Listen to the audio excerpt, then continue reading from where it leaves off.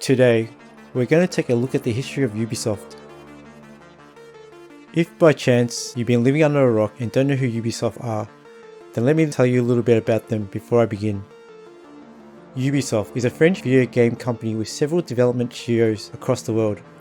As of 2011, it was ranked the third most valuable independent video game publisher in the world, and the second largest in terms of in-house development staff, with over 6,900 staff worldwide. Ubisoft also ranks 26th on the list of the largest software companies in the world. Their most famous gaming franchises are the Prince of Persia, the Sands of Time series, the Rayman franchise, Assassin's Creed franchise, Brothers in Arms, and the Tom Clancy franchise, which includes the Rainbow Six, Ghost Recon, and Splinter Cell series. Over the course of the last 2.5 decades, Ubisoft has grown from a small distributor trying to find its foothold in the grey market to a publishing powerhouse responsible for some of the most popular franchises in video game history. In the early 1980s, the Gilmour brothers Christian, Claude, Gerard, Michael and Yves from the province of Brittany in northwest region of France found that the cost of buying computer and software from a local French supplier was more expensive than buying the same item than in the United Kingdom and shipping over France. So the brothers came up with the idea of a mail order business around computers and software. Their mother said they could start their own business this way as long as they managed it themselves and equally split the shares among the 5 of them. Their first business was called Guillemot Informatique, founded in 1984. Originally, the business only operated through mail order, but soon they were getting orders from French retailers. The main advantage that they had was that their cost was anywhere up to 50% less than the competition on new titles. In 1985, after seeing the business take off, the brothers then established the Guillemot Corporation for the distribution of computer hardware. By 1986, Guillemot Informatique was earning roughly $5.8 million. As demand continued, the brothers recognized that the video game software industry was becoming more popular and that they could see the potential of the expanding video game industry. So the brothers decided that they needed to get into the development side of the video game software industry. So then on the 28th of March 1986, the 5 brothers established Ubisoft Entertainment Software. The name Ubisoft was selected to represent ubiquitous software. Initially, Ubisoft had its office operate out of Paris, and then in June 1986 they moved to Créteil. The brothers had this idea of using their chateau in Brittany for development, hoping this would lure talented developers to work for them. Games published by Ubisoft in 1986 include Zombie, Sydney Clap, Feu et Flame, and Mask, as well as Gothic City, a sprite editing program. After their first game, Zombie became a critical and commercial success, which had sold 5,000 units by January 1987. Also, in 1987, Ubisoft started importing products from outside of France, including Elite Software's Commando and Ikari Warriors. Commando had sold over 15,000 units by January 1988. Also in 1988, Yves Guillemot was named Ubisoft CEO. About this time, the company had about half a dozen developers working from the chateau. The cost of maintaining the chateau became too expensive and the developers were given the option to relocate to Paris. One of those developers was Michael Ancel, a teenager at the time and well regarded for his animation skills. Michael Ancel could not afford the cost of living in Paris with his family, and so he returned to Montpellier in southern France. During this time, the company gave Michael Ancel total freedom to develop a new game. So Ancel returned back with a prototype of a game with highly animated features that caught the brothers' interest. The brothers were so impressed that they decided to make the project a key one for the company and establish a studio in Montreal. Then in 1991, Ubisoft opened a UK office in North Finchley. All the while, Ubisoft was making deals with Electronic Arts, Sierra Online and Microprose to distribute their games in France. Eventually, they themselves got into the video game distribution and wholesale market, and by 1993 they had become the biggest video game distributor in France. And by the end of the decade, they had expanded into the United States, United Kingdom and Germany. In 1995, Rayman was released and became an instant hit and is credited as the game that put Ubisoft on the map. Ubisoft then made deals with Electronic Arts, Sierra Online and Microprose to distribute their games in France. Also, in 1995, the company set up an office in Dusseldorf, Germany.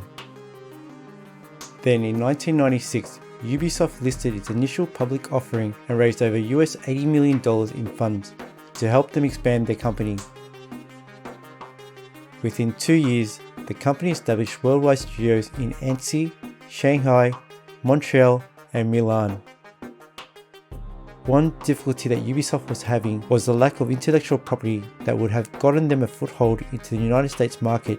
Games like Rayman did well in Europe but not overseas. With the widespread adoption of the internet that arrived in 1999, Ubisoft decided to take advantage of this by funding game studios aimed at online free-to-play titles, including Gameloft. This allowed them to license the right to Ubisoft properties to these companies, increasing the share value of Ubisoft fivefold.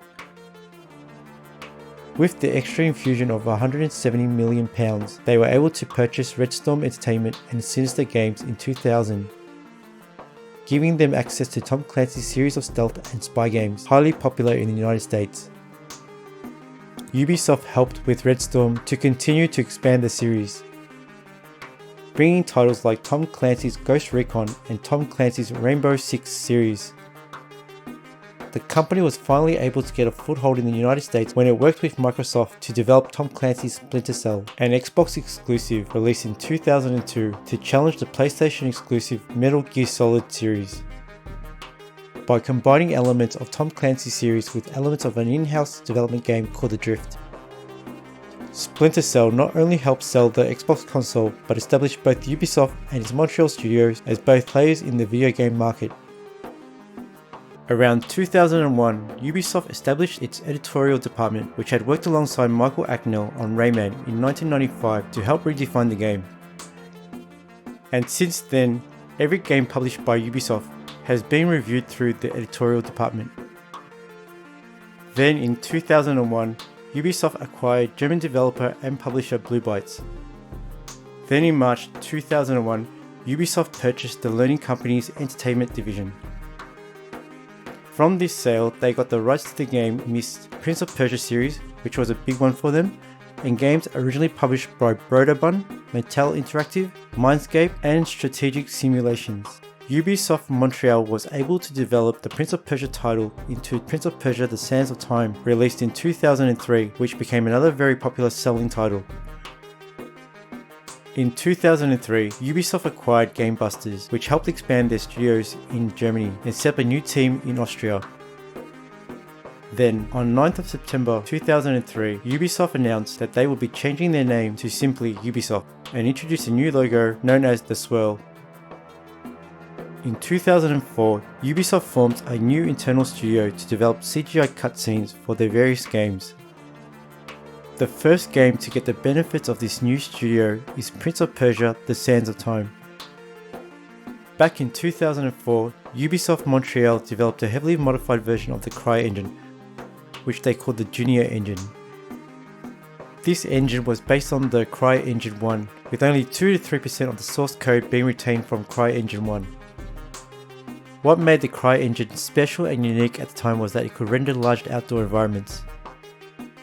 Crytek had created a demo of their engine called Exile Dinosaur Island, which they had on display at the Electronic Entertainment Expo 1999. After Ubisoft had saw the demo, they got Crytek to build out the demo into a full title, becoming the first Far Cry game, released in 2004. Later that year, Electronic Arts was able to strike a deal with Crytek to build a totally different game with an improved version of the CryEngine. Because of that deal, Crytek was unable to continue work on Far Cry for Ubisoft. So Ubisoft assigned Ubisoft Montreal to develop the console version of Far Cry and arranged with Crytek to have all the rights to the Far Cry series, as well as the perpetual license on the CryEngine. In 2005, Ubisoft acquired Wolfpack Studios and Microids Canada. Also that year, Ubisoft set up the Ubisoft campus in Montreal, a training institute to offer programs in key video game development fields at college and university level. Then in 2006, Ubisoft established new development studios in Quebec City, Canada and Sofia, Bulgaria, and also opened new sales offices in Dallas, Texas. In July 2006, Ubisoft bought the Driver franchise from Atari Incorporated for the sum of £19 million. This included the franchise, technology rights, and most assets. Between 2006 and 2009, Ubisoft started to acquire and start a bunch of gaming and development studios. Some of them are Sunflower Interactive Entertainment Software, Ubisoft Chengdu, Gameloft Development Studio, which they renamed to Ubisoft India, Ubisoft Kiev, Ubisoft Sao Paulo, Hybrid Technologies, Massive Entertainment, South Logic Studios, Action Pants Incorporated, Ubisoft Toronto, and Nadeo. Then in 2007, Ubisoft introduced the first Assassin's Creed game to the world. Assassin's Creed was originally developed by Ubisoft Montreal as a sequel to The Prince of Persia: The Sands of Time, but instead transitioned to a story about assassins and the Templar Knights. 2008 was a big year for Ubisoft. First they opened a new office in Warsaw, Poland. Then they released the second installment in the Far Cry series, Far Cry 2. In development of Far Cry 2, Ubisoft modified and made further improvements on the Junior engine, adding things like weather systems to the game's engine. These improvements are the basis for all future Far Cry games and the video game for Avatar. Also in 2008, Ubisoft struck a deal with Tom Clancy for the rights to use his name and intellectual property for video games and other media. In addition to video games, Ubisoft initiated its Ubisoft Film and Television division, then named Ubisoft Motion Pictures in 2011. Initially they produced media that was tied to the Ubisoft games, but since then it has diversified to other works generally about video games. This included the live action film Assassin's Creed in 2016 and the series Rabbids Invasion in 2013 and the mythic quest Raven's Banquet in 2020. Now, in 2012, Ubisoft introduced the Juno 2 engine, developed first for the Far Cry 3, which was made to improve the performance of the Juno-based games on console and to add more complex rendering features such as global illumination. By 2007, the engine could include vegetation, fire simulation, destruction, vehicles, systemic AI, wildlife, weather, day and night cycles, non-linear storytelling, which are all fundamental elements of the Far Cry game, and little of the original CryEngine code remains in the current version.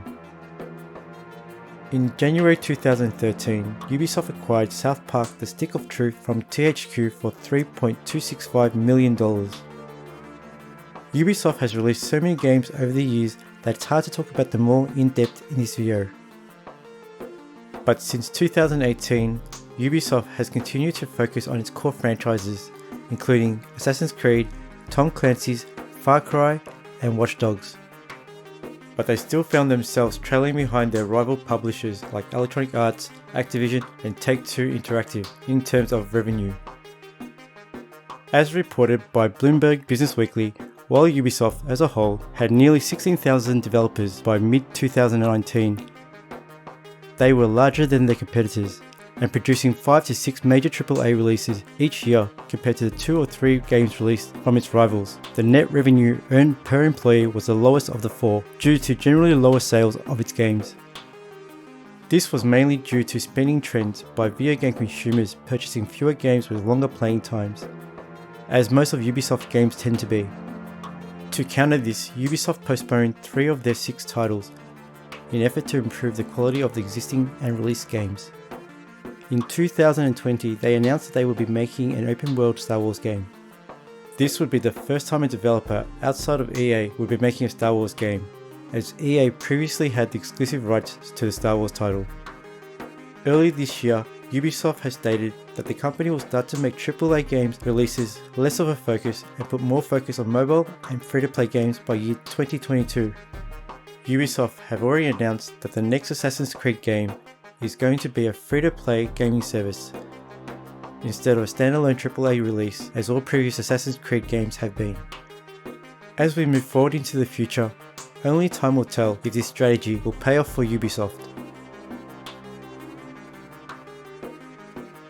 Thanks for watching this video on the brief history of Ubisoft.